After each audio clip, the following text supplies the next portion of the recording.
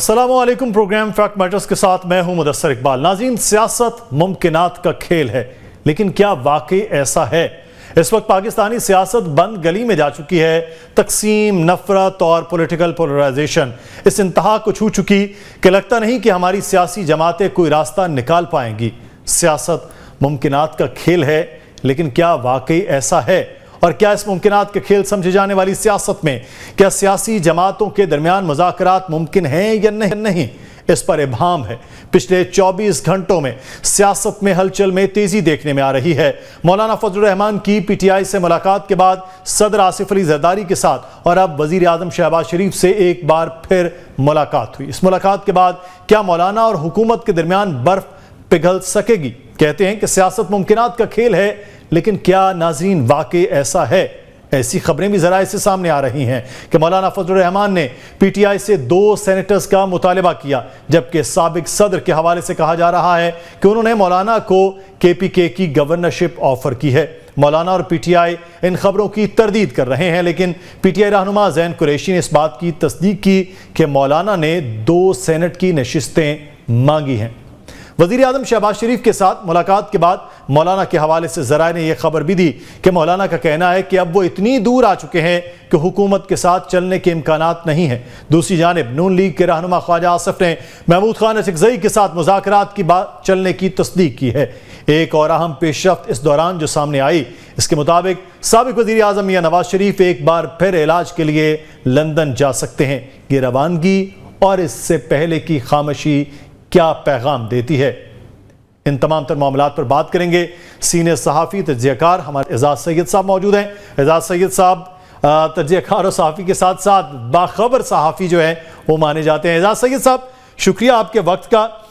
हुकूमत और अपोजिशन के दरमियान बातचीत चल रही है, मुमकिनात का खेल तो है, क्या मुमकिन हो सकता है इस वक्त? देखिए, सियासत में कोई चीज़ हरफ़े आखिर नहीं होती। जनरल मुशर्रफ का दौर अभी एक दहाई पहले यहाँ पर मौजूद था, और जनरल मुशर्रफ जब 2 दहाई पहले आए थे इक़्तिदार में तो वो कहा करते थे कि वर्दी मेरी खाल है, और वो ये भी कहा करते थे कि नवाज शरीफ और बेनज़ीर भुट्टो की जो सियासत है वो दफन हो चुकी है, वो कभी वतन वापस नहीं आ सकते। फिर हमने देखा कि जनरल मुशर्रफ जो है उन्होंने बेनज़ीर भुट्टो से भी मुज़ाकरात किए। फिर जनरल मुशर्रफ के दौर में ही नवाज शरीफ साहब भी वतन वापस आए, और उनकी ज़िंदगी में ही नवाज शरीफ साहब वज़ीर आज़म भी बने। बेनज़ीर साहिबा तो शहीद होगी, लेकिन उनके जो शौहर है वो सदर बने, और अभी वो दूसरी दफ़ा भी सदर बन गए आसिफ अली जरदारी। तो सियासत में कोई चीज़ हरफ़े आखिर नहीं होती, और जो तरजीहात हैं फ़रीक़ैन की, कुछ फ़रीक़ैन वो हैं जिनके हम सारे नाम लेते हैं, और कुछ फ़रीक़ ऐसे भी हैं जिनका नाम नहीं लेते। तो फ़रीक़ैन की जो तरजीहात है वक्त के साथ बदलती रहती हैं, क्योंकि तरजीहात ज़रूरियात के साथ जुड़ी हुई हैं। तो ज़रूरियात जब बदलती हैं तो फिर तरजीहात भी बदल जाती हैं। तो क्या इस वक्त ज़रूरियात कोई तब्दील हो रही हैं जिसकी बिना पर तरजीहात बदली जा सकें? शाह साहब के एक तरफ मिलिट्री ट्रायल की एक सियासी जमात के बानी की बात हो रही है, दूसरी तरफ मज़ाकरात की बातें, तो असल में क्या हो रहा है? ज़रूरियात की जो आप बात कर रहे हैं वो तरजीहात में बदल रही हैं? देखिए मुदस्सिर, फिलहाल दूर दूर तक बानी पीटीआई की रिहाई का कोई इम्कान नहीं है। बानी पीटीआई अगर अपनी रिहाई करवानी है तो उसके लिए मुख्तलिफ CBMs के ऊपर उन्हें अमल दरामद करना होगा। बानी पीटीआई के इर्द गिर्द जितने लोग हैं, चाहे वो चीफ मिनिस्टर खैबर पख्तूनख्वा हैं, चाहे वो शिबली फराज हैं, या बाहर जो उनके लीडर्स हैं, ज़्यादातर वो लोग हैं जो कॉम्प्रोमाइज्ड लोग हैं, जो इस्टेब्लिशमेंट के साथ जुड़े हुए हैं। और वो बात है जो खुद बानी पीटीआई को भी पता है, लेकिन बानी पीटीआई को एतराज़ सिर्फ एक बात के ऊपर है कि इस्टेब्लिशमेंट उनकी पार्टी के हर बंदे से राब्ते में है, लेकिन सिर्फ एक बंदे से राब्ते में नहीं है, वो खुद बानी पीटीआई है। तो बानी पीटीआई जो है आपको पता है कि जिस तरीके से वो तनकीद करते रहे हैं, जो मौक़िफ़ इख्तियार करते रहे हैं, उनके बारे में जो खुद उनके मौसन थे, तो अब जो उनके मौसन है उन्होंने भी उनकी तरफ से मुंह मोड़ा हुआ है। लेकिन अब मामला ये है कि with the passage of time ये भी एक हकीकत है कि जो सारा सिस्टम है या हुकूमत का जो सरकार का सिस्टम है वो भी चल नहीं पा रहा। तो जब चल नहीं पा रहा तो इसका मतलब ये है कि ये मामला जो हैं वो आगे बढ़ेंगे, और अगला साल इस हवाले से बड़ा अहम है। اگلے سال میں کچھ اہم فیصلے ہونے ہیں جس میں تو یہی کی جا رہی ہے کہ بانی P T I C B Ms کے طور پر ان فیصلوں کی شاید پہلے ہی حمایت کا اعلان کر دیں گے. اچھا، یہ تو بڑا امپورٹنٹ ہے کہ اگر وہ ان تمام تر فیصلوں کی حمایت کا پہلے اعلان کرتے ہیں تو پھر اس کے بعد اگلا سال جو آپ بات کر رہے ہیں پھر کچھ ممکنات اور ترجیحات اور ضروریات بدل سکتی ہیں. بالکل بالکل.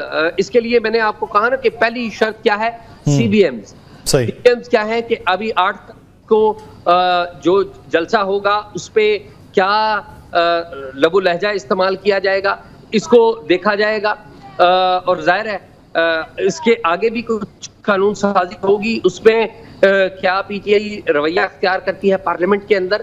تو یہ ساری چیزیں ایک براڈر جو انڈرسٹینڈنگ ہونی ہے یا نہیں ہونی وہ اگلے سال ہونی ہے, یا نہیں ہونی, دونوں صورتوں میں. تو اس کا براڈر انڈرسٹینڈنگ کے اوپر ایک امپیکٹ آئے گا. تو دیکھنا یہ ہے کہ اگلے سال کے انیشیل چند ماہ تک تو پی ٹی آئی کے جو سربراہ ہیں, بانی سربراہ عمران خان, وہ تو یقینی طور پہ جیل میں ہے. کوئی معجزہ ہی ہے جو انہیں باہر نکال سکے, اور میں کہوں گا کہ معجزہ ہی ہوگا کہ وہ باہر نکلے. لیکن اگلے سال کے آغاز میں میرا یہ خیال ہے کہ کچھ ترجیحات اور ضروریات ہوں گی جس کے اوپر بانی پی ٹی آئی سے بھی بات ہوگی. اور اگر بانی پی ٹی آئی جو ہیں انہوں نے جو امیدیں ہیں ان کے مطابق یا ایکسپیکٹیشنز کے مطابق کام نہ کیا تو شاید وہ لمبا عرصہ اگلا سال بھی شاید میرے خیال میں اب معجزات کی تو وہ صدی رہی نہیں ہے, ممکن ترجیحات کی ہی بات ہے. لیکن اعجاز سید صاحب, ایک چیز جو میں آپ سے جاننا چاہوں گا, اس وقت 8 ستمبر کے آپ جلسے کی پہلے انہوں نے خود جلسہ کینسل کیا, اس سے پہلے حکومتی رکاوٹیں کہا جاتا ہے جی آ رہی. 8 ستمبر واقعی جلسے کی سچویشن بن رہی ہے, خبر آپ کے پاس کیا ہے؟ دیکھیے, اگر آپ پی ٹی آئی کی لیڈرشپ کی بات کرتے ہیں تو میں نے جس طرح کہ آپ کو بتایا کہ وہ تو ساری کی ساری جو باہر ہے وہ تو ساری کی ساری اسٹیبلشمنٹ سے جڑی ہوئی ہے. وہ اسٹیبلشمنٹ کے دفاتر میں آتے ہیں, ان سے رابطے کرتے ہیں. جو چیف منسٹر خیبر پختونخوا ہیں, آپ کو پتا ہے کہ کس طریقے سے ان کا ایک کھانا بھی کیا گیا, وہ اپنی کابینہ کے سارے ارکان کے ساتھ اس کھانے میں بھی گئے. یہاں پر اگر مرکز میں آ جائیں تو شبلی فراز اور ان کے جو باقی ساتھی ہیں وہ بھی بھرپور طریقے سے رابطے میں ہیں اسٹیبلشمنٹ کے. اب اگر وہ بھرپور طریقے سے رابطے میں ہیں تو اگلا معاملہ یہ ہے کہ کیا جو پی ٹی آئی کی جو اسٹریٹ پاور ہے اس کی ایکسپیکٹیشن کیا ہے, تو وہ ڈیفرنٹ ہے. اگر آپ پی ٹی آئی کے بانی کی بات کریں تو ان کی ایکسپیکٹیشن اور ان کی ریکوائرمنٹس وہ ڈیفرنٹ ہے. تو اب دیکھنا یہ ہے کہ یہ تینوں سنک ہوتی ہیں یا نہیں. اگر یہ تینوں سنک ہو جاتی ہیں تو پھر تو میرے خیال میں جلسہ ہوگا, اور اگر یہ سنک نہ ہوئی, اوپر نیچے ہوئی, تو پھر جلسہ نہیں ہوگا. صحیح. اچھا, ایک چیز بڑا امپورٹنٹ یہاں پر میں آپ سے جاننا چاہوں گا, مولانا فضل الرحمان صاحب کے ساتھ بڑے آپ کے بھی تعلقات ہیں.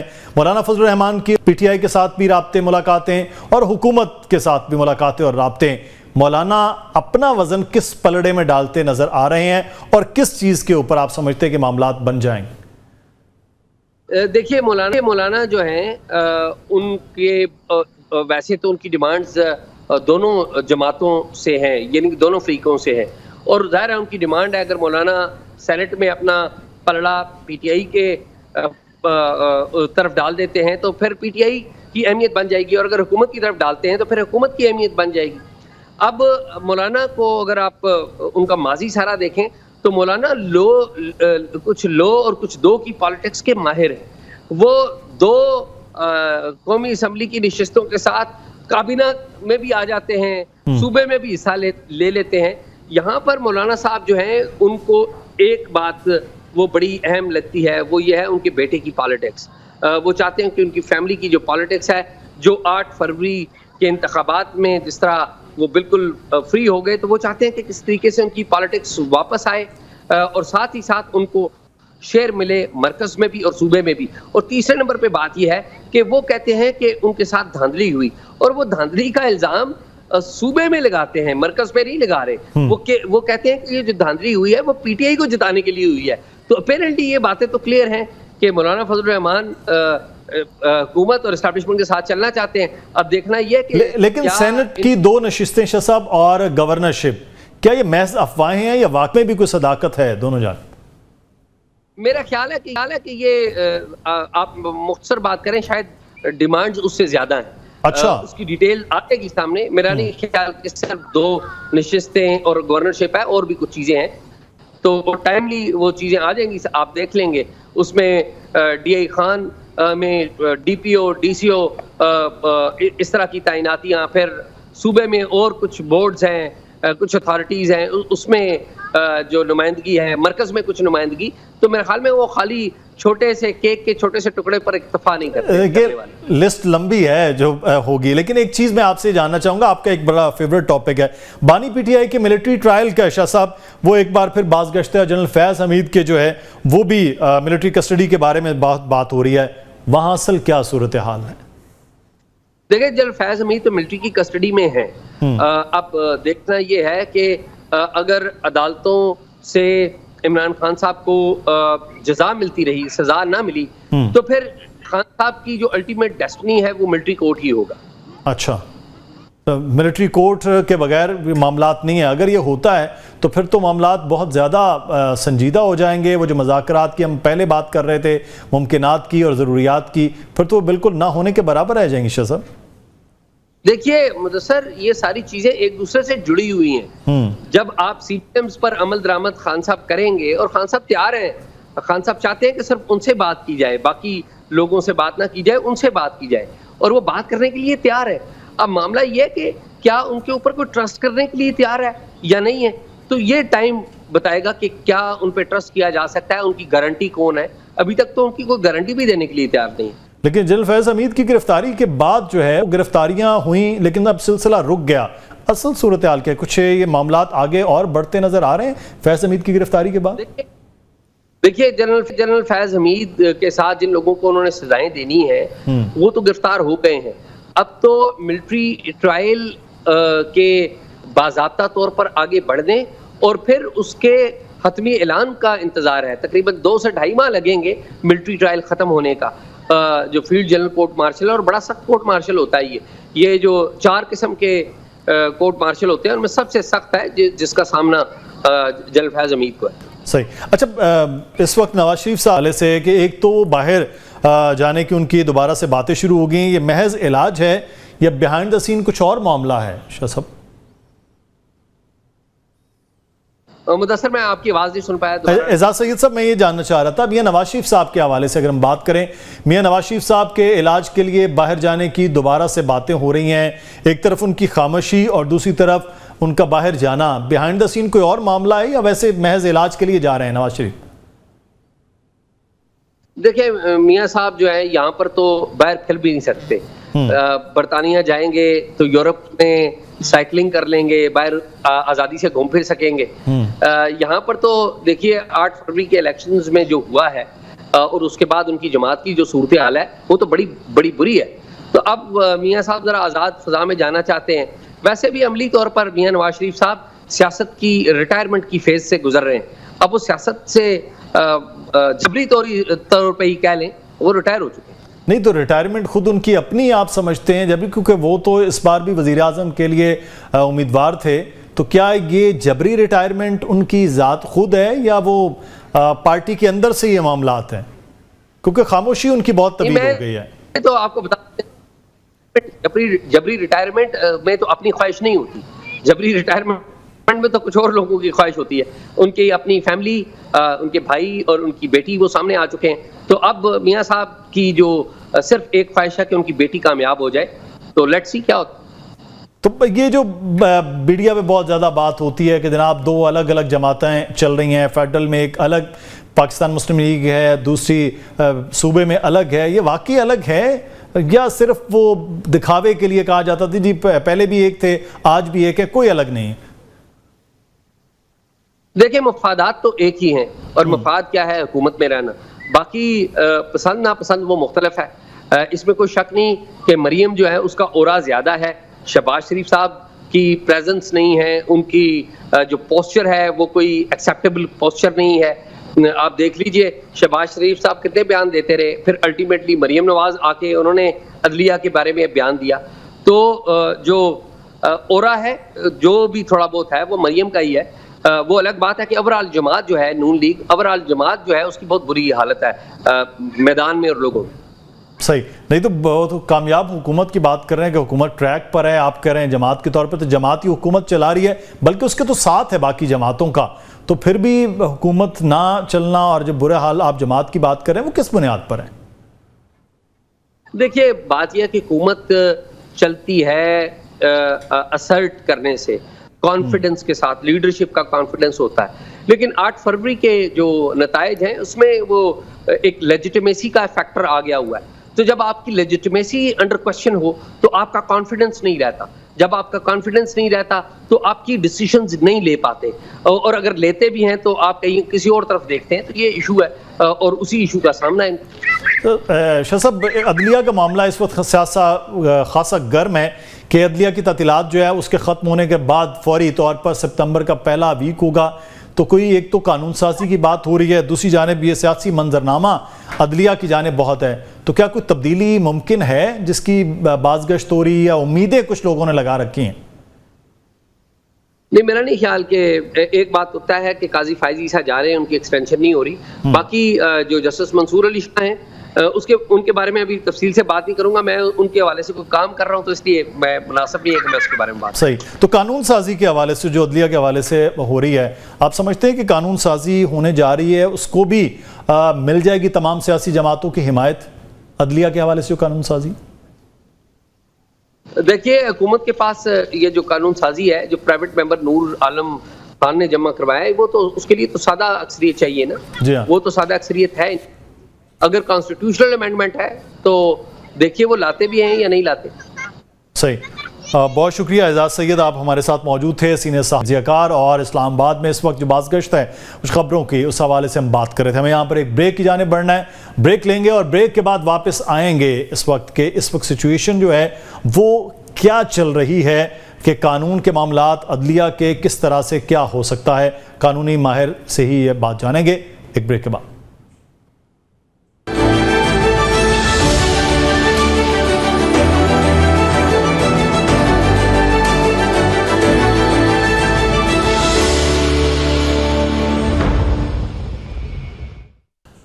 ویلکم بیک ناظرین. اس وقت پاکستانی سیاست کے تمام معاملات کا تعلق قانونی تنازعات کے ساتھ ہے اور آنے والی سیاست کا نقشہ بھی یہی قانونی مسائل ہی طے کریں گے. اس میں سب سے اہم معاملہ مخصوص نشستوں کے کیس کا ہے، جس کے حوالے سے سپریم کورٹ نے مختصر فیصلہ دیا تھا اور اب عدلیہ کی تعطیلات کے بعد تفصیلی فیصلہ آئے گا، جس کے حوالے سے جسٹس منصور علی شاہ یہ کہہ چکے کہ یہ تفصیلی فیصلہ پاکستان کی آئندہ کی سیاست کے رخ کا تعین کرے گا. اس کے علاوہ دوسرا یہ معاملہ پاکستان کی سیاست کے رخ کا تعین کرتا کہ وہ اس معاملے کو کس حد تک جڑا ہوا ہے. پچھلے کچھ ہفتوں سے پاکستان میں ایک جوڈیشل پیکج لانے کی باتیں ہو رہی ہیں. اس سلسلے میں سب سے پہلے اعظم نذیر تارڑ نے ایک ٹی وی انٹرویو میں اس کا اعتراف بھی کیا کہ حکومت جوڈیشل پیکج لانے پر غور کر رہی ہے. اس پیکج کے حوالے سے جو باتیں ابھی تک سامنے آئیں اس میں سپریم کورٹ اور ہائی کورٹ کے ججز کی عمر کے تعین کا معاملہ تھا. دوسرا نقطہ یہ بھی سامنے آیا کہ چیف جسٹس کی مدت ملازمت میں 3 سال متعین کر دی جائے، جیسے کہ باقی سروسز چیف یا صدر اور وزیر اعظم کی ہوتی ہے، لیکن ابھی تک حکومت ایسا کوئی جوڈیشل پیکج سامنے نہیں لائی ہے. اس کے علاوہ اب ایسی باتیں بھی سامنے آ رہی ہیں حکومت قانون سازی کے ذریعے سپریم کورٹ میں ججز کی موجودہ تعداد جو کہ 17 ہے اسے بڑھا کر 23 کرنے پر غور کر رہی ہے. اس کا مقصد حکومت یہ بتاتی ہے کہ سپریم کورٹ میں مقدمات کی بیک لاگز کے کلیئر کرنا ہے، جبکہ اپوزیشن حکومت پر یہ الزام لگاتی ہے کہ حکومت سپریم کورٹ میں اپنا مرضی کے ججز تعینات کرنا چاہتی ہے. اس صورتحال پر ہم بات کریں گے. ہمارے ساتھ اس وقت ماہر قانون شبیر شاہ صاحب موجود ہیں، اس سے صورتحال پر بات ہوگی. بہت شکریہ شبیر صاحب آپ کے وقت کا. سپریم کورٹ کا فیصلہ انفیلڈ ہے یا پارلیمان کی قانون سازی کے بعد یہ ختم تصور ہوگا جو فیصلہ سپریم کورٹ نے دیا تھا؟ دیکھیے جی، ویل سیٹلڈ پرنسپلز ہیں قانون کے کہ کوئی بھی سپریم کورٹ کا فیصلہ یا ہائی کورٹ کا فیصلہ پارلیمنٹ کسی وقت بھی اس کو سیٹ اسائڈ کر سکتی ہے. پہلی سٹیٹمنٹ یہ ہے، اگر آپ کو یاد ہو یا آپ دیکھیں گے پرانے زمانے میں ہمیشہ کسی بھی ایکٹ کا پریمبل یہ کہتا تھا کہ notwithstanding any judgment passed by the High Court اور سپریم کورٹ، یہ نیا لا ہے. لیکن اس کا پھر طریقہ یہ ہوتا ہے کہ کسی بھی سپریم کورٹ کی ججمنٹ کو پارلیمنٹ سیٹ اسائڈ کر کے جب قانون بن جائے گا اگر وہ لکونہ جو کہ سپریم کورٹ کی پرانی ججمنٹ میں ہے اس کو پارلیمنٹ ایڈریس نہیں کرتی وہ دوبارہ سے سیٹ اسائیڈ ہو سکتی ہے by the Supreme Court. So it's only a question اور a matter of time that the Supreme Court will eventually set aside the judgment passed by or the law passed by the Parliament once again. صحیح. اچھا لیکن ایک چیز جو ہے وہ عدالت کے فیصلے یا پارلیمنٹ کی قانون سازی میں سے اس صورتحال میں فوقیت کس کو ہے؟ کون سا سپیریئر ہوگا، عدالت کا فیصلہ ہے یا پھر پارلیمنٹ کی قانون سازی؟ دیکھیے سب سے پہلے تو آئین سپریم ہے ہمارے ملک میں، سپریمیسی آف دا کانسٹیٹیوشن ہے. بالکل. عدالت آئین کے تحت کریٹڈ ہے اور کام ہے، پارلیمنٹ بھی آئین کے تحت کریٹڈ ہے اور کام کرتی ہے. عدالت نے اپنے دائرہ اختیار میں رہ کے پارلیمنٹ کے قانون کو انٹرپریٹ کرنا ہے، اور اگر پارلیمنٹ کا کوئی قانون آئین کی خلاف ورزی کرتا ہے تو عدالت اس کو کالعدم قرار دے سکتی ہے، نہ کہ اس لیے کہ عدالت سٹیٹس میں اوپر ہے پارلیمنٹ سے، بٹ اس لیے کہ عدالت نے اور سپریم کورٹ نے اور ہائی کورٹ نے قسم کھائی ہے کہ وہ آئین کی پاسداری کریں گی. سو فار انسٹنس اس دفعہ ایک سپریم کورٹ کا فیصلہ ان دا فیلڈ ہے، لیکن اگر پارلیمنٹ ایک نیا قانون لے کے آتی ہے تو پارلیمنٹ پرانے سپریم کورٹ کے کسی بھی فیصلے کو اگنور کر سکتی ہے اور اس کی حیثیت ختم کر سکتی ہے. اچھا. پھر اس کے بعد سپریم کورٹ اس کو دوبارہ سیٹ اسائیڈ کر سکتی ہے. سو ایک کانفلکٹ آف انسٹیٹیوشنز ہو سکتا ہے as many times as you feel in this situation. اچھا ابھی ریسنٹ پاسٹ اگر ہم بات کرتے ہیں تو 2 صوبوں میں الیکشن معاملے پر سپریم کورٹ کے احکامات تھے لیکن ان پر عمل نہیں ہوا، تو کیا اب کی بار بھی یہ ممکن نظر آ رہا ہے آپ کو؟ بحیثیت قانون دان کیا دیکھ رہے ہیں؟ دیکھیے سپریم کورٹ کا آپ کی بات بالکل ٹھیک ہے، فیصلہ موجود تھا، اس پہ عمل نہیں ہوا، وہ الیکشنز کے سلسلے میں تھا، پنجاب کے الیکشنز تھے. اب بھی فیصلہ سپریم کورٹ کا موجود ہے، اس پہ عمل بالکل ہونا چاہیے، لیکن اگر اس پہ عمل نہیں ہوتا تو پھر کنٹیمپٹ کا راستہ موجود ہے. سپریم کورٹ پھر کنٹیمپٹ پروسیڈنگز انیشیٹ کرے گی، بلکہ اس فیصلے میں جس فیصلے کا آپ ذکر کر رہے ہیں اس میں امپلیمنٹیشن بینچ کانسٹیٹیوٹڈ ہے میرے خیال میں، اور پی ٹی آئی ایک درخواست دے گی جس میں سپریم کورٹ پھر ایک نیا فیصلہ سنائے گی. تو عدالت کے پاس کیا کنٹیمپٹ کے معاملے کے عمل درآمد کے کیا آپشن ہوتے ہیں، خاص طور پہ سپریم کورٹ کے کوئی احکامات ہیں تو؟ دیکھیے کنٹیمپٹ آف کورٹ آرڈیننس موجود ہے، آرٹیکل 204 آف دا کانسٹیٹیوشن موجود ہے.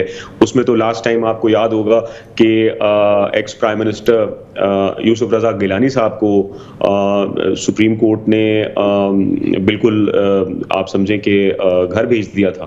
سو یہ پاور سپریم کورٹ کے پاس موجود ہے. صحیح. تو شصب تو کیا پھر جیسے یوسف رضا گیلانی کی طرح ایک اور وزیر اعظم بھی اس طرح توہین عدالت میں جا سکتے ہیں؟ ایسے ممکنات ہیں؟ دیکھیں یہ سچویشن ڈیفرنٹ ہے. اس وقت انفورسمنٹ وزیر اعظم کو نہیں کرنی، یہ الیکشن کمیشن آف پاکستان کو اس میں سب سے پہلے تو ان کے لیے یہ چیلنج ہے. صحیح. اچھا اس میں ایک چیز جو سپریم کورٹ کے ججز کی تعداد کے حوالے سے ہے، ججز کی تعداد میں اضافہ خالصتاً قانونی فیصلہ یا اس کے سیاسی بھی کوئی ڈائمنشنز ہیں کہ ان کی تعداد بڑھائی جا رہی ہے؟ دیکھیے یہ امپورٹنٹ کوشچن ہے. سب سے پہلی بات تو یہ ہے کہ سپریم کورٹ کے ججز کی تعداد آئین میں کانسٹیٹیوشنل امینڈمنٹ کرنے کی ضرورت نہیں ہے، سادہ اکثریت ریکوائرڈ ہے جو کہ ہو سکتی ہے. لیکن جو دوسرا پوائنٹ ہے، مجھے یہ ہوتے ہوئے یا اس کو جو رنگ دیا جا رہا ہے کہ جناب آپ ریویو میں اس کو چینج کریں گے، آپ نے دیکھنا ہے کہ پریکٹس اینڈ پروسیکٹ موجود ہے. یہ پرانا قانون جس کو سپریم کورٹ نے، ابھی جو ریسنٹ قانون تھا جس کو سپریم کورٹ نے ہولڈ کیا کہ یہ انٹرا وائریز ہے، اس قانون کے تحت آپ فرض کریں کہ یہ ججز کی تعداد ایک نیا قانون آتا ہے جس سے ججز کی تعداد بڑھ جاتی ہے، اس کے باوجود بھی judicial commission of Pakistan article 175A میں جو موجود ہے، جس کے 9 ممبرز ہیں، انہوں نے ججز اپوائنٹ کرنے ہیں. پہلا سٹیپ یہ ہوگا کہ اگر قانون آ بھی جاتا ہے، صحیح، اس کے بعد جوڈیشل کمیشن آف پاکستان نے وہ ججز اپوائنٹ کرنے ہیں. اس کے بعد آپ فرض کریں کہ یہ جو فیصلہ ہے جو آپ کہتے ہیں کہ ریویو جس کا ہوگا، اس میں بینچ کی کانسٹیٹیوشن ابھی بھی اس کمیٹی کے ہاتھ میں ہے، جو وچ کمیٹی کنسسٹس آف 3 ججز of the Supreme Court, the Honorable Chief Justice اور senior puisne and the Honorable Justice Munib Akhtar sahib. اس میں اس وقت قاضی فائز عیسیٰ صاحب کو اکثریت حاصل نہیں ہے. تو فرض کریں کہ اگر یہ قانون آ بھی جاتا ہے اور اپنی مرضی کے کوئی ججز سپریم کورٹ میں آ بھی جاتے ہیں، پھر بھی یہ معاملہ لگے گا کیسے جب تک آپ پریکٹس اینڈ پروسیجر ایکٹ کو بھی امینڈ نہیں کرتے یا ریپیل نہیں کرتے. سو ان کے لیے یہ کام بھی کرنا پڑے گا کہ پریکٹس اینڈ پروسیجر ایکٹ کو بھی ریپیل کرنا پڑے گا. صحیح. اچھا، لیکن ایک میں صحافت کے اسٹوڈنٹ کی حیثیت سے اور آپ بینگ ایک ماہر قانون لائر، کیا دیکھتے ہیں کہ یہ جو ایک تصادم سی بنتا نظر آ رہا ہے کہ ایک طرف پارلیمان، دوسری طرف پاکستان کا سپریم کورٹ، یہ نظام چلتا ہوا خراب نہیں ہو رہا، یا اس کو بہتر کرنے کے لیے کسی کو آگے آنا ہے، کوئی نہ کوئی رکاوٹ تو دور کرنا ہوگی؟ یہ کیوں ہو رہا ہے؟ نہیں، یہ بہت انفارچونیٹ ہے جی، اور یہ آج سے نہیں ہے، پچھلے 1-2 سال سے یہ چلا آ رہا ہے، اور اس کی جتنی مذمت کی جائے کم ہے. لیکن اس میں انفارچونیٹلی صرف پارلیمان کا قصور نہیں ہے، زیادہ اس میں یہ ہے کہ سپریم کورٹ خود بھی ججز کے اپنے بیچ میں ایک پرنسپل ہوتا ہے کمیٹی آف ججز. ٹھیک ہے جی، سب سے پہلے they have to get their own house in order. اگر آپ نے فیصلے آئین اور قانون کے بیسس پہ کرنے ہیں، آپ نے فیصلے اس طرح نہیں کرنے کہ آپ کی کن کے ساتھ آپ کس گروپ میں ہیں. تو آئی وڈ سے تصادم ہے، لیکن اس میں دونوں طرف سے with respect, with a lot of respect fault ہے. اور ابھی آپ کا یہ کوشچن تھا کہ یہ جو قانون سازی ہونے جا رہی ہے ججز کو، نمبر آف ججز کو انکریز کرنے کے لیے، اس میں بھی آئی تھنک اس کی ٹائمنگ بڑی غلط ہے. اور جیسے پریمبل میں اس میں لکھا ہوا ہے کہ یہ کیسز کو ریزالو کرنے کے لیے ہونا چاہیے، but why at this hour, why at this time? So I think yes, اس کو دیکھنا پڑے گا کہ یہ it can be brought into question. ٹھیک ہے، بہت شکریہ شبیر احمد شاہ صاحب، ماہر قانون ہمارے ساتھ موجود تھے. اب دیکھ رہے ہیں ستمبر کا مہینہ جیسے آغاز ہو رہا ہے تو عدالتی معاملات بھی تیز ہوں گے، اور ساتھ ساتھ پارلیمان میں قانون سازی کا معاملہ بھی اب تیزی سے آگے بڑھے گا. ہمیں یہاں پر ایک بریک لینا ہے، بریک کے بعد واپس آئیں گے اور پھر بات کریں گے بھارت کی ان گیدڑ بھبکیوں کی اور کشمیر پر قبضے کی. بریک کے بعد بات ہوگی.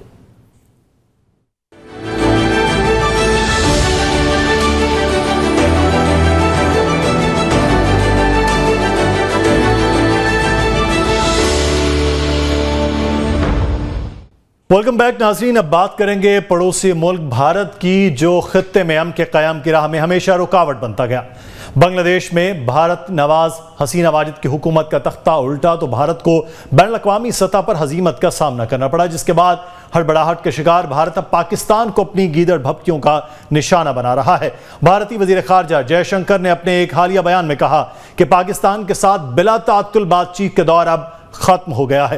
انہوں نے کہا کہ معاملات چاہے مثبت سمت میں جائیں یا منفی، ہم رد عمل دیں گے، ہاتھ پر ہاتھ دھرے بیٹھنے والے نہیں. پاکستان اور بھارت کے درمیان سب سے بڑے تنازع مسئلہ کشمیر کے حوالے سے ان کا کہنا تھا کہ جموں کشمیر کا مسئلہ آرٹیکل 370 نے ختم کر دیا ہے. اب سوال یہ ہے کہ ہم پاکستان کے ساتھ کس قسم کے تعلقات رکھنا چاہتے ہیں.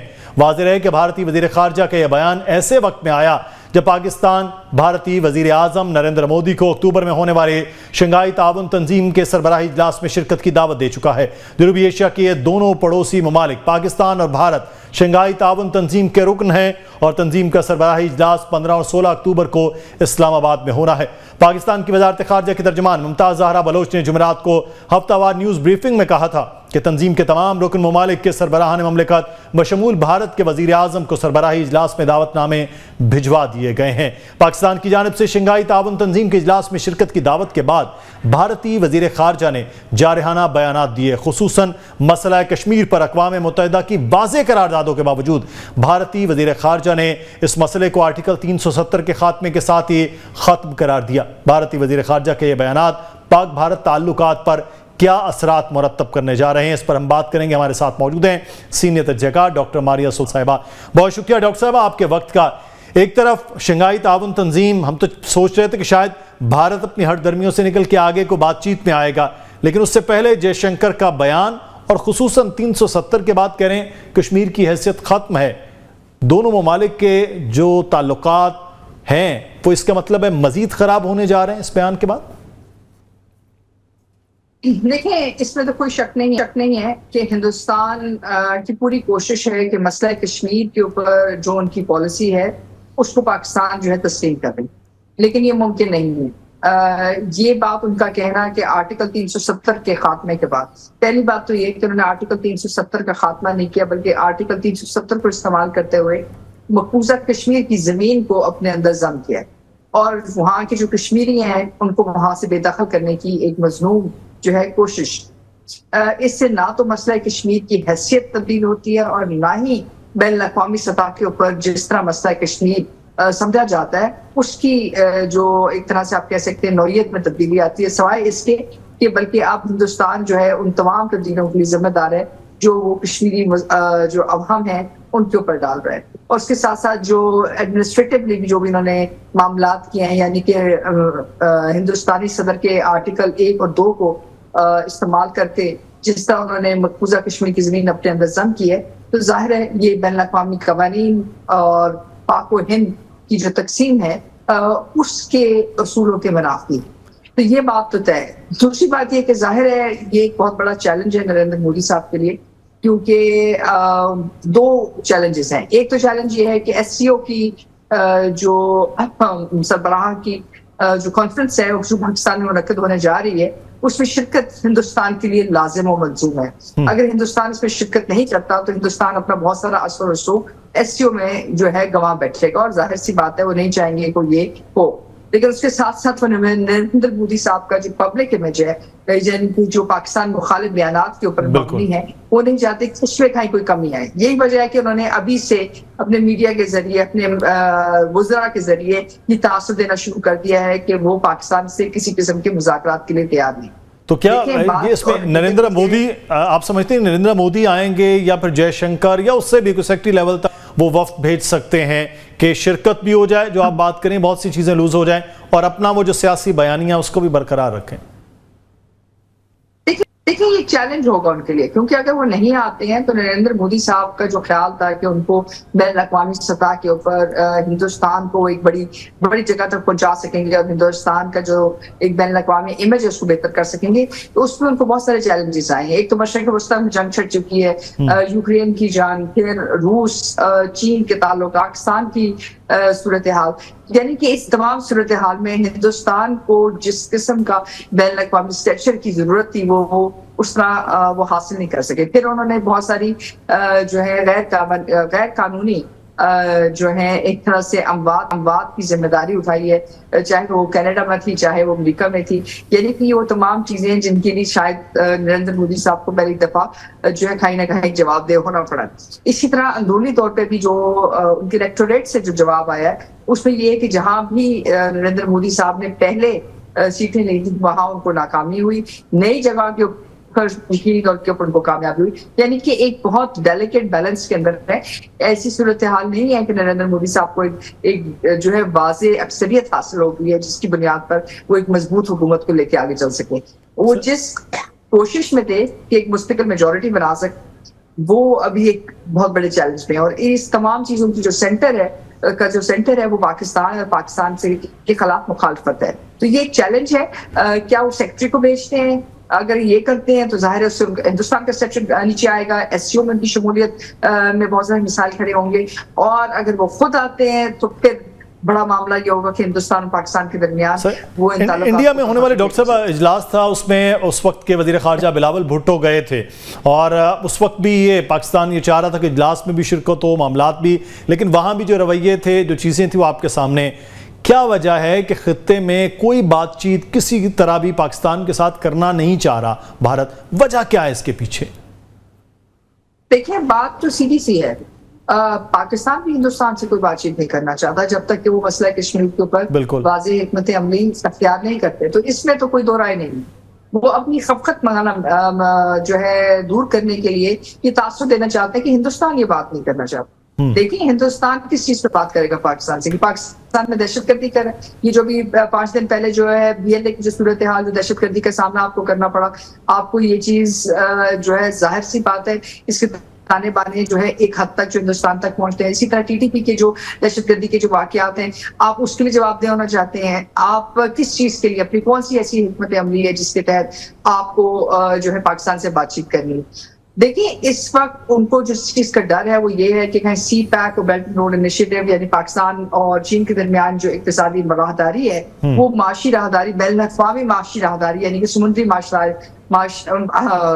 معاشی راہداری کے اندر ایک بڑا حصہ نہ بن جائے. کیونکہ اگر وہ بن جاتی ہے تو ظاہر ہے ہندوستان کی جو تعلقات چل رہے ہیں امریکہ کے ساتھ وہ چیلنج میں جاتے ہیں. پھر ان کو اس بات کا بھی ڈر ہے کہ شاید ٹرمپ آ جاتا ہے, اور اگر ٹرمپ آتے ہیں امریکہ کے نئے صدر, تو ظاہر ہے جو ایک ایکویشن چل رہی ہے ہندوستان کی, بالخصوص نریندر مودی کی اور ڈیموکریٹس کی امریکہ کے اندر کیملا ہیرس کے ساتھ, اور ان کے ساتھ جو باقی جو معاملات چل رہے ہیں وہ بھی کھٹائی میں پڑ جاتے ہیں. تو یہ ایک بہت ڈیلیکیٹ سا ٹائم بھی ہے اور ایک بہت مشکل وقت ہے ہندوستان کے لیے, اور وہ نہیں چاہتے کہ وہ فورن پالیسی کی سطح کے اوپر کہیں بھی ہندوستانی سٹانس سے کوئی نرمی لے کے آئیں. یہ وجہ ہے کہ وہ پاکستان پہ مستقل طور پہ یہ رکھیں گے. اچھا ڈاکٹر صاحب, دہشت کے مختلف واقعات میں تو تانے بانے وہاں ملتے ہیں, لیکن کیا کسی قسم کی کوئی اسٹرائک, کوئی جارحیت بھی بھارتی افواج کے ذریعے ہندوستان کر سکتا ہے؟ جیسے ماضی میں انہوں نے کوشش کی تھی لیکن پھر جواب ویسا تھا, تو کیا ایسے معاملات بھی ہو سکتے ہیں؟ دیکھیں اس وقت جب تک کہ نئے امریکی صدر نہیں آتے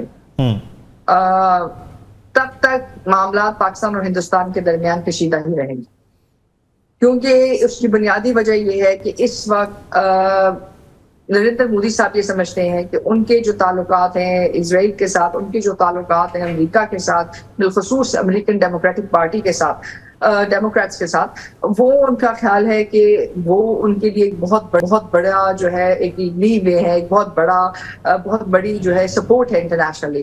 تو وہ چاہیں گے کہ اس سپورٹ کو کیپٹلائز کریں, اور کیپٹلائز کرنے کا طریقہ یہی ہوتا ہے کہ آپ کچھ اصولی فیصلے کروا لیتے ہیں علاقائی سطح کے اوپر.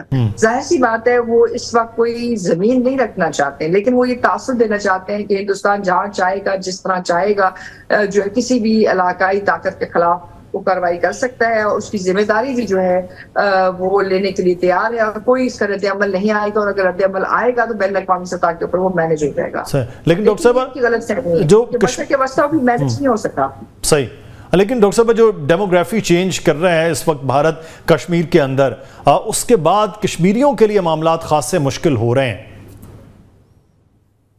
دیکھیں یہ سچ ہے, آپ جو کہہ رہی ہیں بالکل درست ہے, کیونکہ 5 اگست 2019 کو جو سب سے بڑا جو چیلنج آیا ہے وہ کشمیریت کے لیے آیا ہے. کشمیریت کے لیے اس لیے آیا ہے کیونکہ انہوں نے کہا کہ جی 5 اگست 2019 سے پہلے جتنے بھی کشمیری ہیں جن کے پاس پرماننٹ ریزیڈنس تھا, یعنی کہ جن کے پاس مستقل شہریت تھی اس بنیاد پہ کہ وہ کشمیری ہیں, ان کے حقوق محفوظ تھے, مقبوضہ کشمیر میں وہ ختم ہو گئی.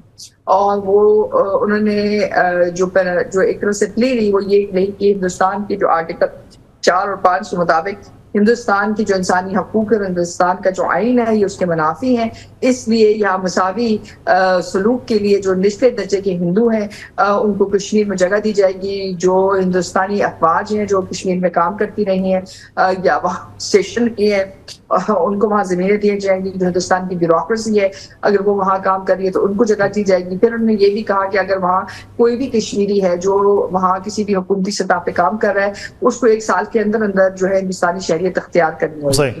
اور اگر وہ نہیں کرتے تو ان کو ڈیٹینشن سینٹرز میں ڈالیں گے. تو یہ ایک چیلنج ہے, کیونکہ ظاہر سی بات ہے اگر آپ کشمیریوں سے ان کی حق شناخت لے لیتے ہیں تو آپ ان سے حق زندگی لے لیتے ہیں اور حق ترقی لے لیتے ہیں. تو یہ ایک چیلنج ہے آج کے لیے نہیں, لیکن آئندہ آنے والی تمام کشمیری نسلوں کو. بہت شکریہ ڈاکٹر ماریہ سلطان صاحب موجود تھی, سینئر تجزیہ کار. اور بھارت کی جانب سے ایک طرف کشمیر کے حوالے سے گیدڑ بھبکیاں, اور دوسری جانب اس وقت جو شنگھائی تعاون تنظیم کا اجلاس ہے اس سے پہلے اس قسم کی باتیں خطے کے اندر مزید کھچاؤ کا سبب بھی بن رہی ہیں. مدثر اقبال کو پروگرام سے اجازت دیجیے, اپنا خیال رکھیے گا, اللہ حافظ.